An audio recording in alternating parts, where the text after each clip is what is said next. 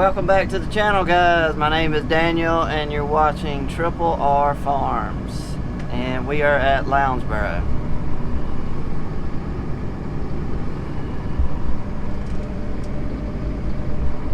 I got Dad, he's in the 18-wheeler. He's gonna pull my water trailer, and what we're doing is we're headed to the gravel pit, and I'm gonna take my rogator, and we're gonna have gosh, that's cotton. Anyway, we're gonna have cotton out there, and I'm gonna be going and doing a burn down. Hopefully it's not too wet. Hopefully I can get out there and spray. It's only 200 acres, so I'll knock it out real quick. It is still too wet to plant here at Lounsboro, even though Dad is wanting to go out there and try. But we're supposed to get rain tonight and then into Wednesday, and then we're supposed to have some really cold temperatures for 2 days. So I'm trying to keep him out of the planter, because I don't think it's a good idea to stick some corn in the ground when you're going to have 30-degree mornings, 2 mornings in a row with wet weather. So hopefully I can keep him busy and keep the corn seed out of the ground. Then we'll come back behind this rain and this cold snap, and we'll hit it hard. We'll make up the time. But anyway, we're gonna go to the gravel pit and see if we can get something sprayed, and y'all come along with us, and we'll see what we can get done today. Made it to the gravel pit, and we are putting out some herbicide.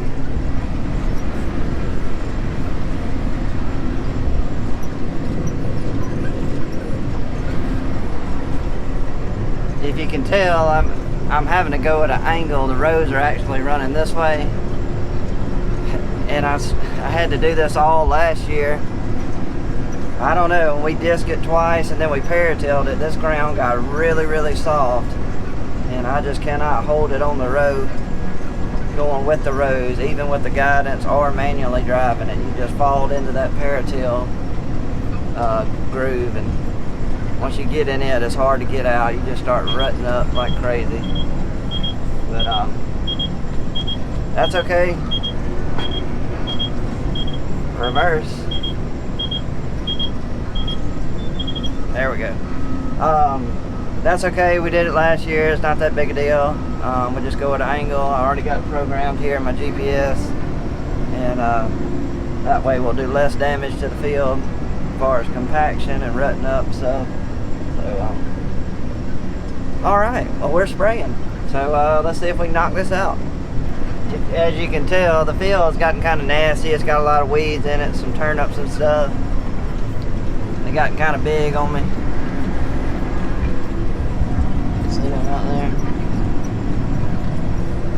But I'm putting out Roundup Power Max 3, and I went ahead and did the 40 ounces. And then I'm also putting in actually Barrage, this time 2,4-D, and I'm putting in a pint to the acre. I hope that's enough, but hopefully that recipe will knock everything that's up and growing. Hopefully it'll kill everything. And I don't know why I kept thinking this was going to be soybeans, but this is going to be cotton again. It was cotton last year. Ooh, loud. So we're going to come back with cotton. The reason we're coming back with cotton and not beans, because there's a lot of deer up here, and if we planted beans up here, the deer would absolutely eat probably every acre of this farm. And it's got hogs, so kind of stuck here on what kind of crops we can plant. So we're going to go back with cotton, and hopefully it doubles or at least triples what it did last year. It did a terrible yield, but really don't know why. Some different variables and factors that may have played into it, and I don't know, it just left us scratching our head, because it made a stalk that was chest high, had a tap root 10 inches long, and only picked 400 pounds. So hopefully we can do a lot better than that. We are going to try a different variety here of cotton, so maybe that'll bring us the good luck. I got everything working. All my screens are recording, guiding, mapping, and everything's working good. There's the gravel pit.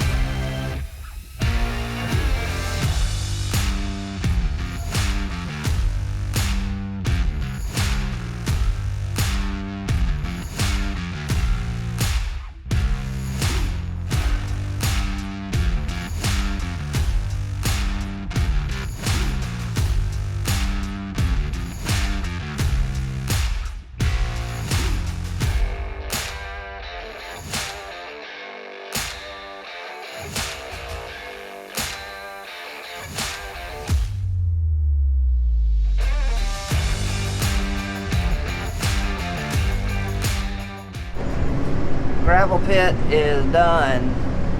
It really wasn't that wet at all. I didn't make any ruts across the whole farm. That was a plus. Now I'll cut all these screens off and we'll head back toward Benton, toward the shop, get some lunch, and figure out what we're gonna do after that. That's part of the Alabama River. The lock and dam is right up here, and that's just kind of some backwater. But I bet there's a ton of alligators right there.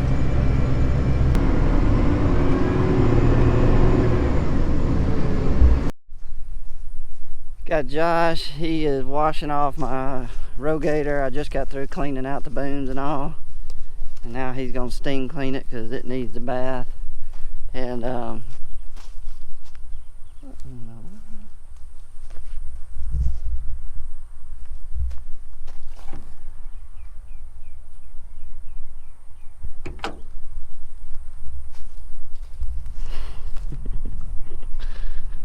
anyway, so he's gonna give the rogator a bath.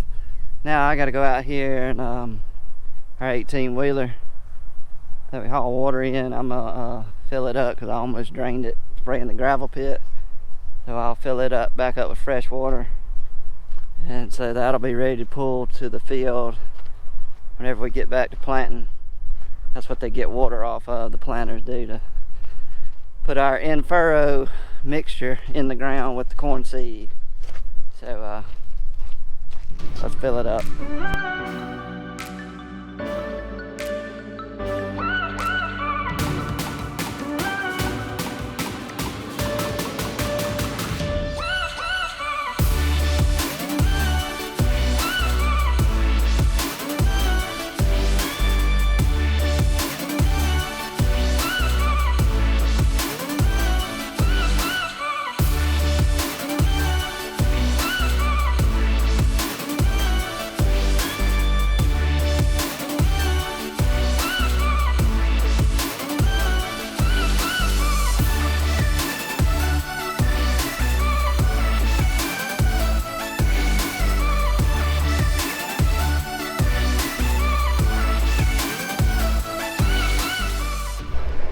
Haven't looked at the radar yet, but I'm starting to see some clouds rolling in.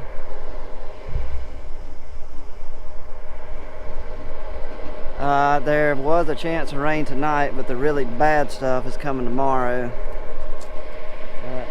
It is getting cloudy and starting to look like rain.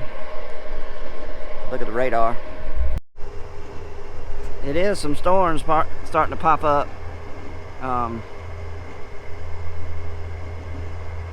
Kind of mostly back toward Mississippi's got a lot popping up right now, and There's a few storms south of us that's starting to pop up, but we got a lot of heat going on today. I mean, I guarantee it's close to 80 degrees, so when you get that heat this high, get some moisture in the air, these storms just start popping up everywhere. But chemical ought to be all right. I got through spraying it, what was that, 11 o'clock today? So we'll be fine on the herbicides. Just don't need any more rain for the corn planting. We need it to hold off for a little while and hold off tomorrow. Hopefully, if we do get some rain, it'll just be a light, quick rain, and then we'll start putting some seed in the ground. And leave me some comments on the corn planting. Tell me y'all's thoughts of what we did, if we made the right move of not planting today, trying to rush it, get some seed in the ground. The ground was still going to be damp. All right, you had that, and then you had 2 days of rain coming, maybe. That's two things. And then you got to consider that we're going to be 30 degrees one morning, and then the next morning we're going to be like 33 or 34, and the highs are going to be in the low 50s for both of those days. So tell me what y'all's thoughts are on what we did, and if you thought we made the right move or not. And you got to consider this: it's only March 31st, so we still got a lot of time to get the corn in the ground. That's another thing that played into my thoughts of why we should not have planted. So let me hear them. I spotted PA.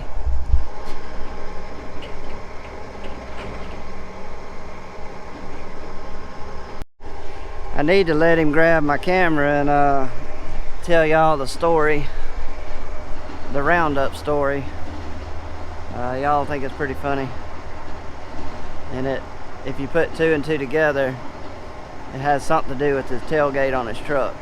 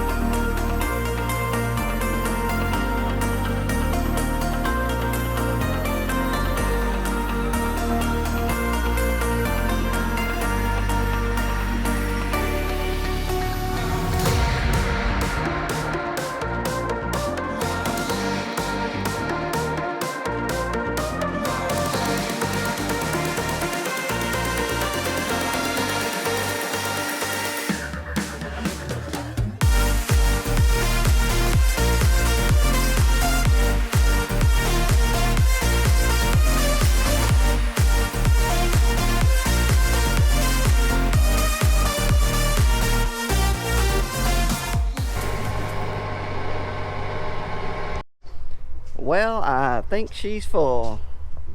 Relax, guys. It's just clean, fresh water. That's all it is. Clean water. Okay, Josh got my rogator all cleaned up for me. Washed all the 2,4-D and fertilizer off of it.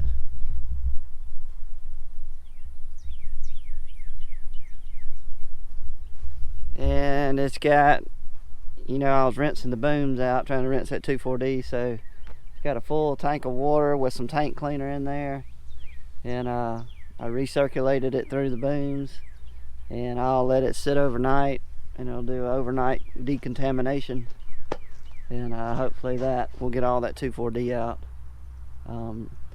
Really, I haven't had an issue with the 2,4-D, knock on wood, with this rogator, with this liquid logic system, because of the recirculating booms.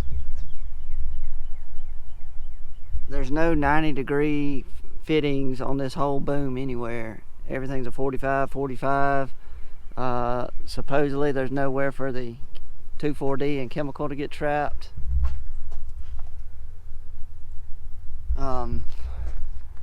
And no 90-degree fittings and the recirculating of the boom all the time, and you can empty your boom back into your tank. Anyway, the whole system I think works excellent, because ever since I bought this rogator, I've had no 2,4-D damage in cotton. So I really believe in it. I like it so far. I can finally kind of trust my cleaning out. Usually when I would clean out, I'd be so nervous when I would go to swap from 2,4-D to go spray cotton or something. Man, I'd be a nervous wreck that I came back in 2 or 3 days and the cotton's all burned up. And everybody, if you've done that, you know what it looks like and you know what it feels like. Not a good feeling. But anyway, we'll let it sit and decontaminate overnight. Then we'll recirculate it through the booms, and then we'll flush it out. And then she should be good to go. So, alright, mark that one off. Here's Dad's soybean test plot. Right by the wall of our shop. Great place to do a test for germination, and just to see if it's warm enough for beans to come up and how long to come up. Perfect spot if you got a shop wall, got a good concrete base. Just get some really sandy gravel and just dig your little hole, throw you a handful of beans in there. He didn't even count them, didn't count the number of beans. But great little test site. But here they are.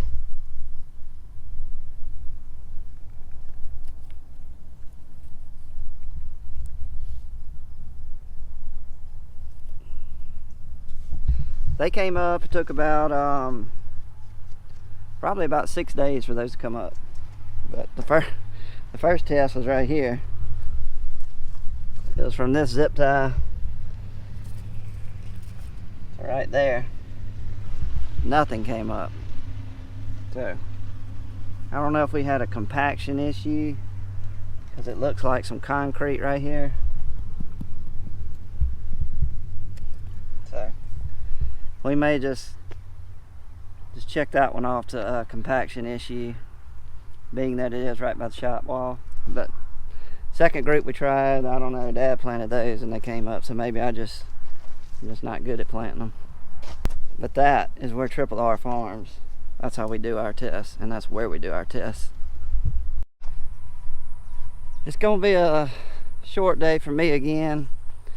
I know y'all are saying, good grief, what are all the short days? Well, we got another baseball. This is the actual game tonight. My son's first little league baseball game, and he's all pumped about it. So we're rained out. We're not planting corn, so I better take off the time when I can to go do stuff like this, because I know I'm going to get busier and busier, and it's going to be hard to do this stuff. But anyway, guys, hope you enjoyed the video. I'm going to get out of here. Hopefully these clouds will dwindle out and not rain at all, but we'll see. And if you don't mind, give me a thumbs up if you like the video. We really appreciate it. And guys, I will see y'all on the next one.